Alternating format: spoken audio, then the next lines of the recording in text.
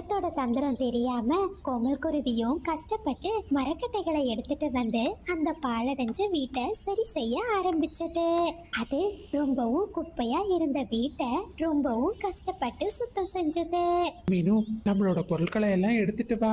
நாம பாதுகாப்பா இருக்கிறதுக்கு ஒரு இடத்தை கண்டுபிடிச்சிட்டேன். கோமல், நாம இப்போ எங்க போக போறோம்? நம்ம காட்டுல இருக்கிற அந்த பழைய வீட்டுக்கு தான். அத நான் ரொம்ப நல்லா சரி செஞ்சுட்டேன். மழைக்காலம் முழுவதும் நாம அங்க உட்கார்ந்துக்கலாம். மழைக்காலம் முடிஞ்சதுமே நான் உனக்காக ஒரு புதிய வீட்டை கட்டித்தரேன் அப்படின்னு சொன்ன கோமல் குருவி தன்னோட மனைவிய கூட்டிக்கிட்டு அந்த பழைய வீட்டுக்கு பறந்து போச்சு.